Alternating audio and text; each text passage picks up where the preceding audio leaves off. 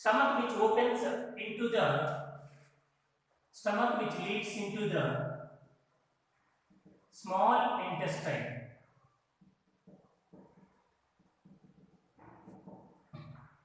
So coming to the small intestine, which is the major portion of the digestion, and absorption also takes place in the small intestine.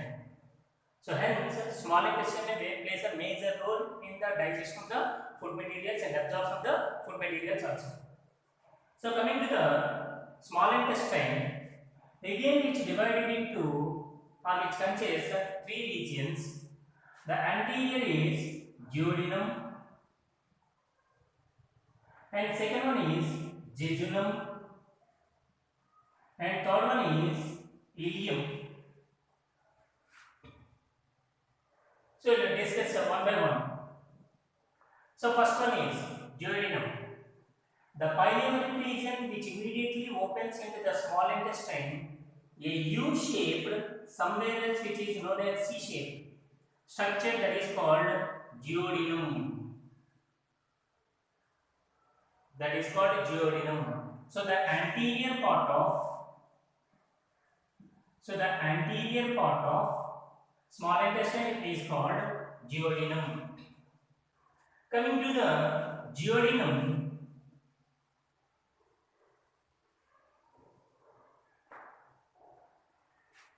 on the one side of the curved end which has a specific structure, it is known as a pancreas, which is called pancreas, and opposite side of the or right side of the duodenum, which contains another structure we know that is liver which secretes the bile juice. Later we will discuss the structure and the function of the liver which releases the bile juice through a duct that is called hepatic duct, and the pancreas releases secretions through a common pancreatic duct.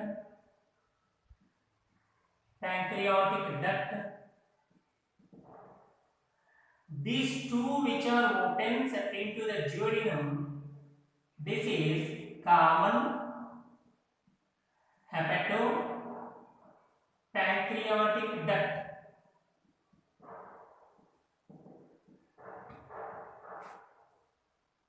So here once again I am draw the diagram. This is pancreas. This is the pancreatic duct, and this is the duodenum, and opposite structure is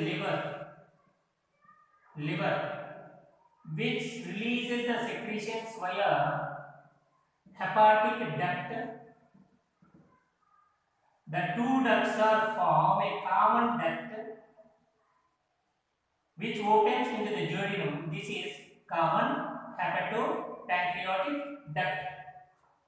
Common hepatopancreatic duct, and again which opens into the duodenum.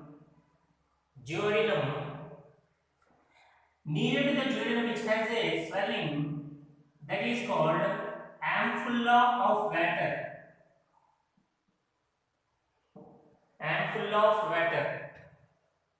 And again the opening consists a sphincter that is called sphincter of Oddi.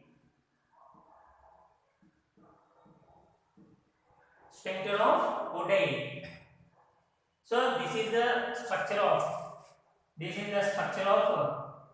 duodenum. So the pancreatic juice and hepatic juice which are liberated into the duodenum. So the pancreatic juice here the pancreas, and opposite which is liver which releases the secretions into the duodenum. And again duodenum which consists which consists like as a Brunner's glands, which releases the secretions. Later we will discuss that one. So this is the anterior part of the duodenum, and the successive part of the middle part is jejunum, and the posterior part is ileum. The posterior part is ileum.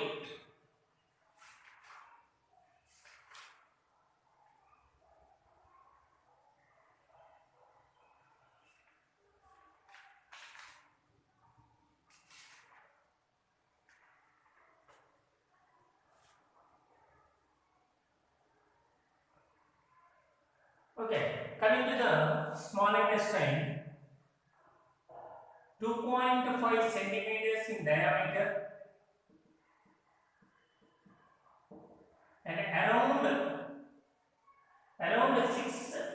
6 centimeters in length, or nothing but 21 feet, 6 centimeters in length. Around it is 6 meters in length, 6 meters in length, nothing but around 21 feet, around 6 meters in length, around 21 feet in length. So these are the three regions: duodenum, jejunum, and ileum. Anterior part, middle part, and posterior part. And whereas this is the duodenum, and this part is jejunum, and this part is ileum.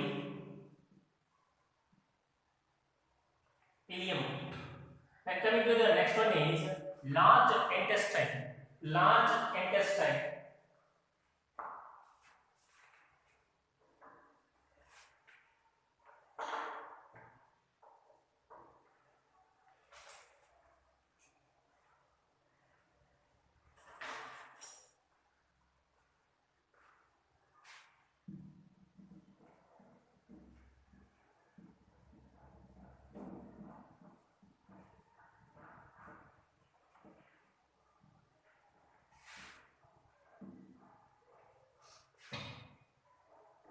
So first, stomach opens up to the small intestine.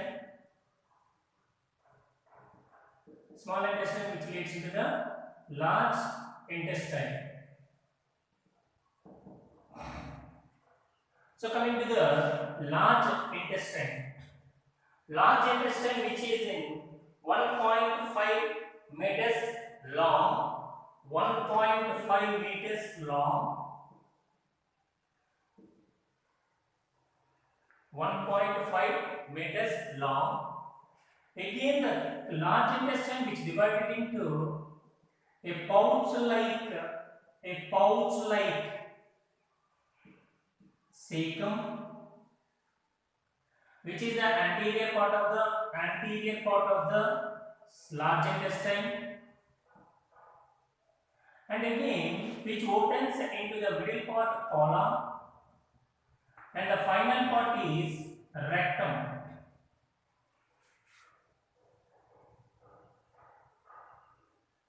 So this is the cecum, and the entire part is a colon, and this is a rectum.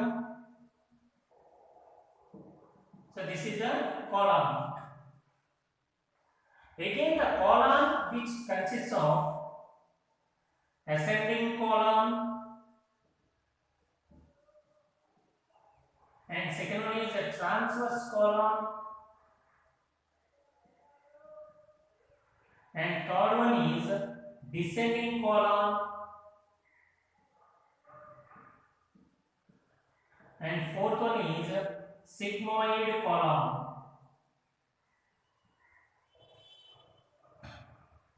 So this is the ascending colon,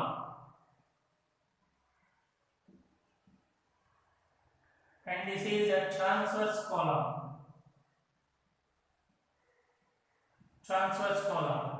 And this is a descending colon.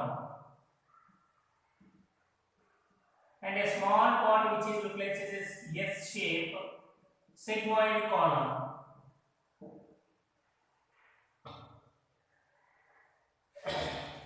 The ileum which opens into a pouch-like structure that is called a cecum, which temporarily stores the food materials. Likewise, the waste materials after the consumption of the food materials, digestion of the food materials, where the absorption takes place. Mostly the waste materials with the minerals and some of the drugs. A extension of the cecum which is called appendix, which is acts as a vestigial organ, which also helps in immune response,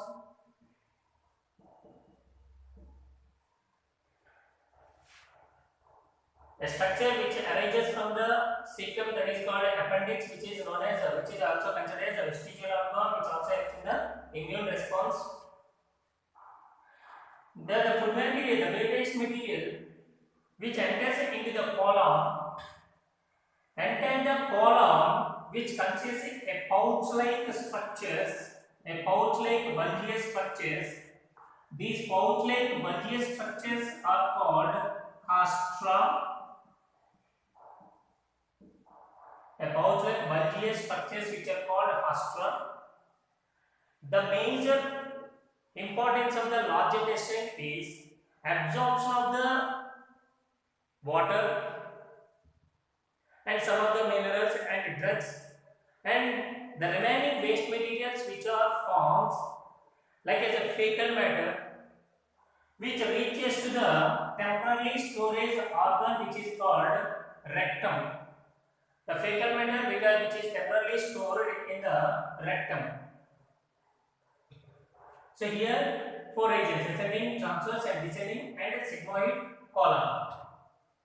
A pouch-like structures which are called haustra, and whereas here an important character, ascending colon and transverse colon and descending colon, which are surrounded by, which are bordered by, enclosed by, which are enclosed by a voluntary muscle structures which are called tia coli.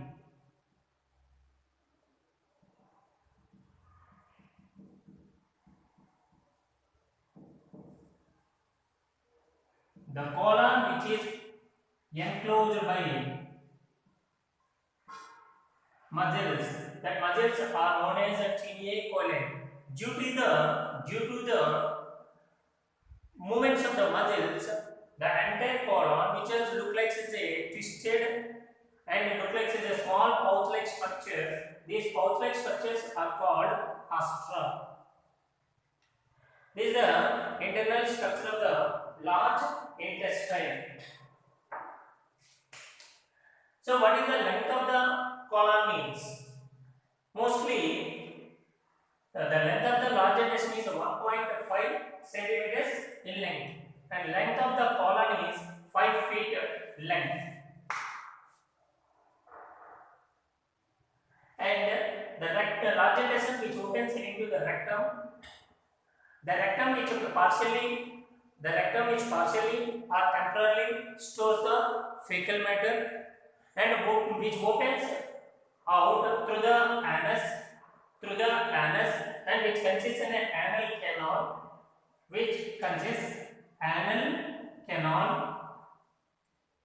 and which opens out through the anus,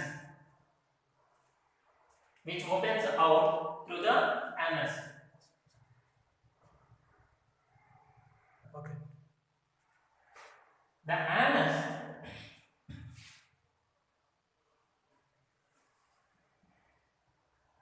which consists two sphincters. The anus consists two sphincters. This is internal sphincter,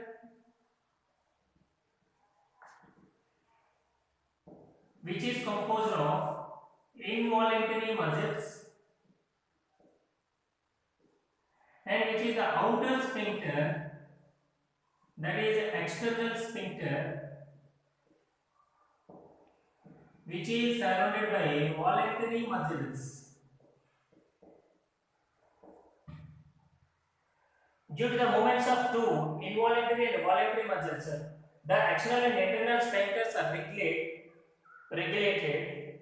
Once the rectum filled with the fecal matter, which passes through the anal canal and leads out through the anus. So first, what is the first part of the alimentary canal? See here, see the parts of the alimentary canal. First one, mouth, which opens into the buccal cavity, also called oral cavity. Buccal cavity opens into the pharynx. Pharynx again divided into the nasopharynx, oropharynx, and laryngopharynx. Pharynx which opens into the esophagus, esophagus which opens into the stomach, stomach which consists of major three regions.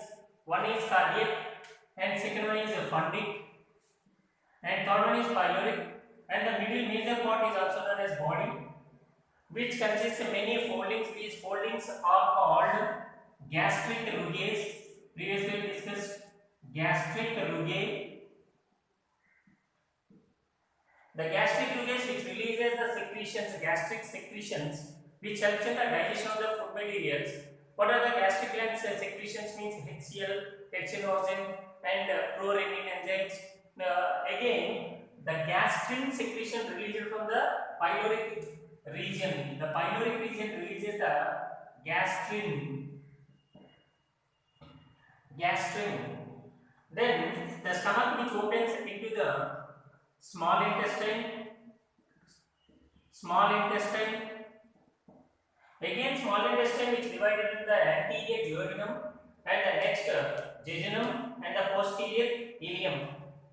The small intestine which opens into the large intestine.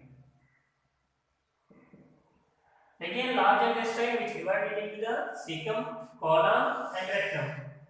A pouch-like structure which is called cecum and colon divided into the major three along with the small part of the sigmoid colon. Ascending colon, this is ascending colon, this is transverse, and the next one is descending, and a S-shaped small sigmoid colon. And finally, which leads into the rectum and the large intestine which passes or opens out to the anus. So the mouth is anterior opening and the anus is posterior opening. Okay. A small part which is related to the digestive glands. Generally here we will discuss that part, the small part. Later on we will continue the next digestive glands in the another class. And we will discuss later the histology of the alimentary canal also. So we will discuss a small part which is a major part of the alimentary canal. Salivary glands. Salivary glands which releases the saliva.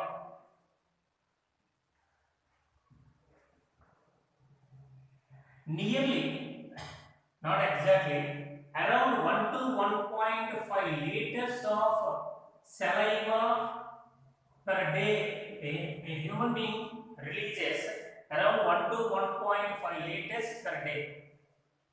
And again, pH of saliva is around 6.8 to 6.7 to 6.8.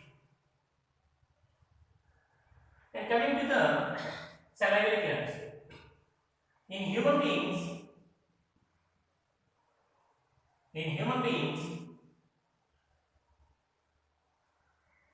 3 pairs of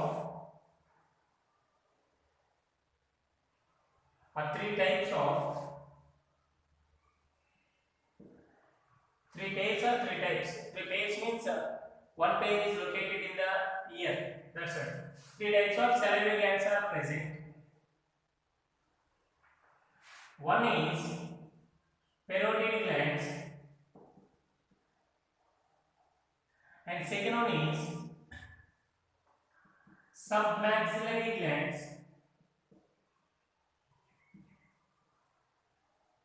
and third one is sublingual glands.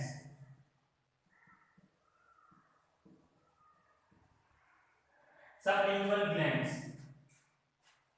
Coming to the location and opens into the buccal cavity, next we will discuss it. Draw this diagram.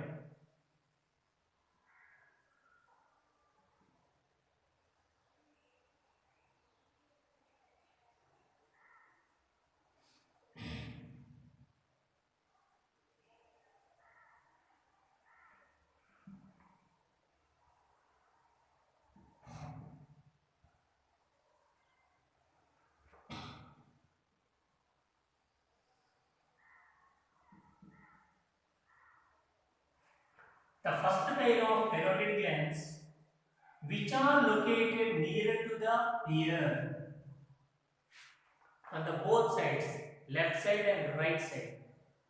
One pair of parotid glands which are located near to the ear. So this is the first one, parotid glands. Each gland consists of many lobules. A duct arises from the lobule. Many ducts which arises from the salivary glands, which forms a common duct, which opens into the buccal cavity. The main duct, which is known as Stenson's duct.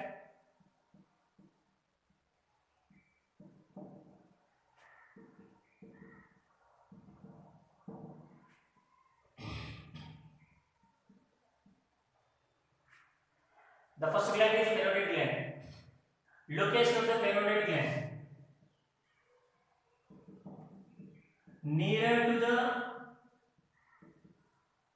ear, both sides.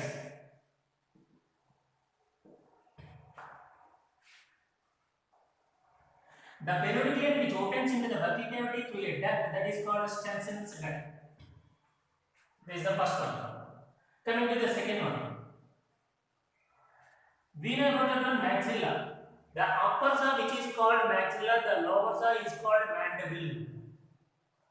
The upper jaw which is in pair, that is called maxilla, and the lower jaw which is called mandibles. Where the upper jaw joins to the mandibles, so at the junction of the maxilla, submaxillary glands are present.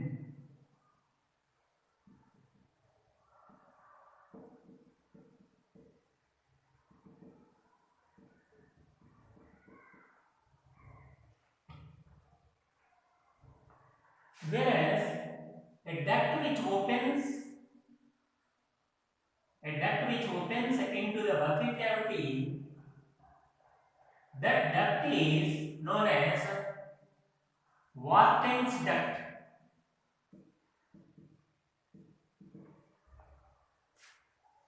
The second one is called a submaxillary. The submaxillary located at the junction of the maxilla. A duct which opens into the buccal cavity, which arises from once again, a duct which arises from the submaxillary gland and opens into the buccal cavity. That duct is called Warten's duct. And third one is sublingual.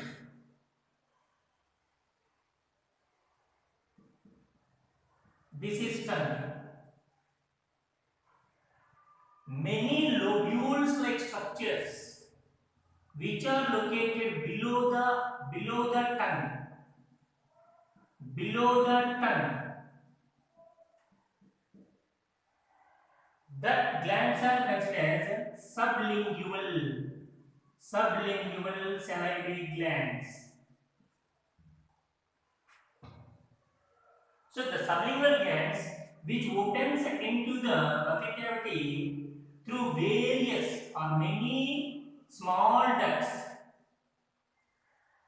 The glands which opens into the buccal cavity through many ducts. The ducts are called Rivinus ducts.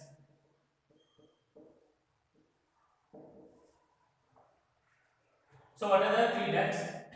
Stenson duct which related to the parotid, Watkins duct which regarding to the submaxillary, and Rivinus ducts which is related to the sublingual glands.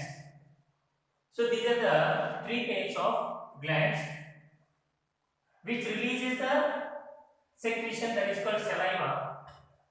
Saliva contains salivary amylase. Salivary amylase.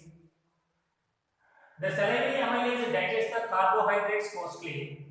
Around 30% of the carbohydrates.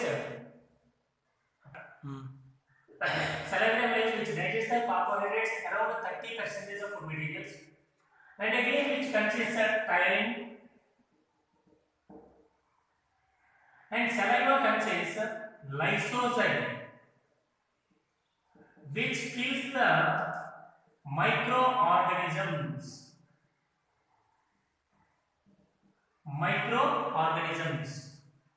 And another fourth type which is absent in human beings, that is infraorbital salivary gland. The fourth type salivary gland which is absent in human being,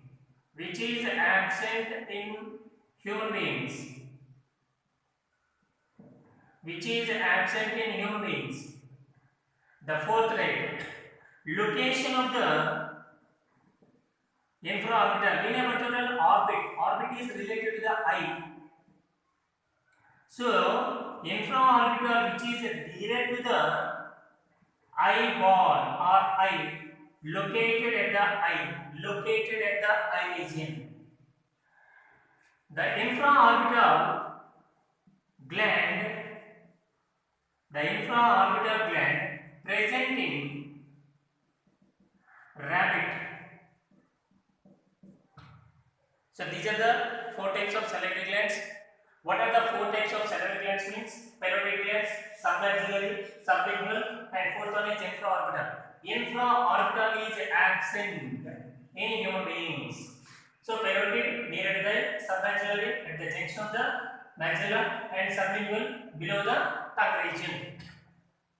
So salivary glands along with the gastric glands and intestinal glands which digest the food materials. Gastric glands and intestinal glands we discuss in later video.